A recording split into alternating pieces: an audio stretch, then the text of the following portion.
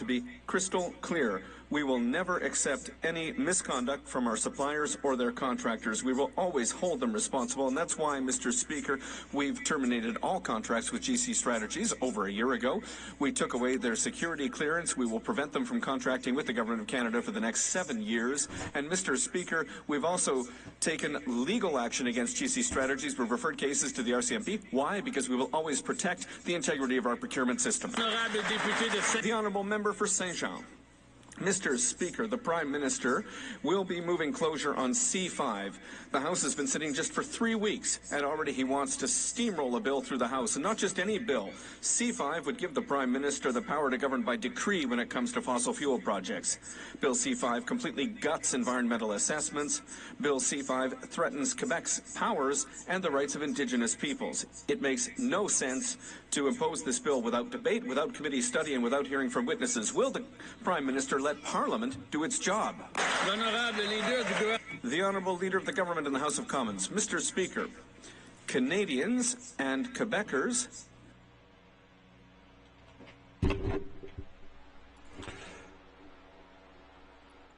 Okay. Oh, sure.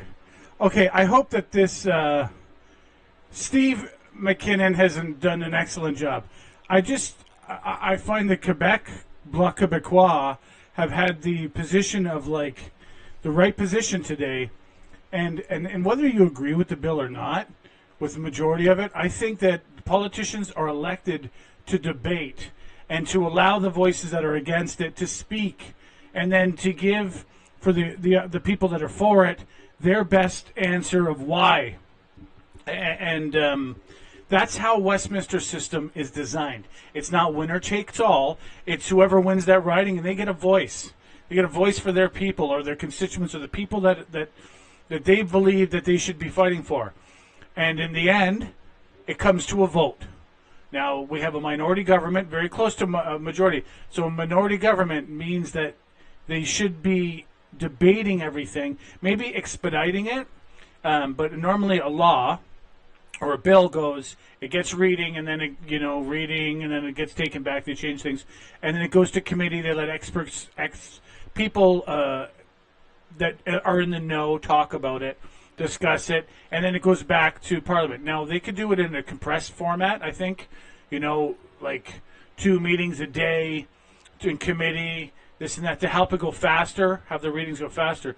But the idea of no debate, just vote on it, in a minority government, in the Westminster system, I totally disagree with.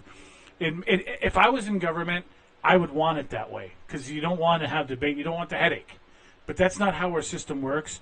And it's odd to me that the Bloc Quebecois are the ones right now under the Bloc. They're the ones that are advocating for the Westminster type system, which is from United Kingdom. Which, I'm not British or anything, but I believe that the British back in the day in Magna Carta, they figured out the best system.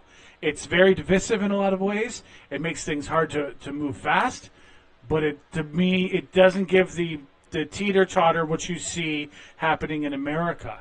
It's awfully slow, and it puts too much in the hands of bureaucrats, but incremental change is what's designed in it. And I'm not disagreeing with most of the act, but I'm disagreeing with the idea of not debating it.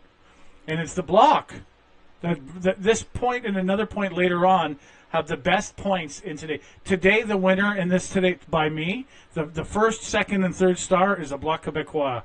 And I don't like that. I don't like saying that, because I really want Quebec to be a part of my country in every shape, way, and form, completely weaved. But they have good politicians, and under Blanchette, he said that question will never come up. So under this current leadership, the Bloc Quebecois is good, and they're in this incarnation. Spoke loud and clear of the necessity of transforming our economy. Yes, in part because of the trade war, which was provoked illegally by our friends, our neighbors to the south.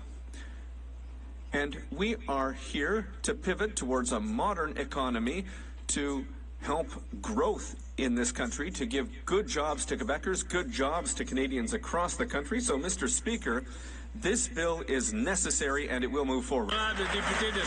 The honourable member for Saint-Jean. Mr. Speaker, the Prime Minister is going to need to leave the banker behind. He's going to need to learn how to act like a Democrat. C5 raises major debates about the environment and Quebec's sovereignty over its own territory. If there's any bill that just needs to be studied thoroughly, it's this one. The Prime Minister has no right to impose C5 under closure when the bill gives him exceptional powers, unlike anything that we've seen before. Is that the Prime Minister's intention, to bypass Parliament and govern by decree like Donald Trump? The Honourable Leader of the Government in the House of Commons. Mr. Speaker, Quebecers elected 44 Liberal members. That's the highest number of Liberal members from Quebec since 1980. They all ran under a Liberal platform that on page 1 spoke about the necessity of acting quickly to accelerate growth in this country, to break down barriers between provinces and create one Canadian economy. We are acting in a democratic way, Mr. Speaker. The Honourable Member for Repentigny. Mr. Speaker, the 44 Liberals from Quebec all voted yesterday to steal $814 million from Quebecers. The Liberals from Quebec voted to make Quebecers pay for election gifts for Canadians. The Liberals from Quebec voted against the unanimous request of the National Assembly of Quebec to reimburse Quebecers. The Liberals elected by Quebecers, who were afraid that the Conservatives would take us back to the Stone Age, abolished the carbon tax, and then they rewarded Canadians with our money. Mr. Speaker, aren't they ashamed of working against their own constituents? The Honourable Minister of Canadian Identity and Culture. Mr. Speaker, I'd like to remind my colleague with respect that we still have a carbon price in Canada for big polluters, for major emitters, and that reduces 3 times the number of emissions as the consumer carbon price. It's a strong carbon pricing system, and the federal price per ton is double the price in Quebec, $59 in Quebec. It's $59 in Quebec and $85 for Canada. We will continue to build a strong economy for Canada while protecting the environment. Kawartha Lakes.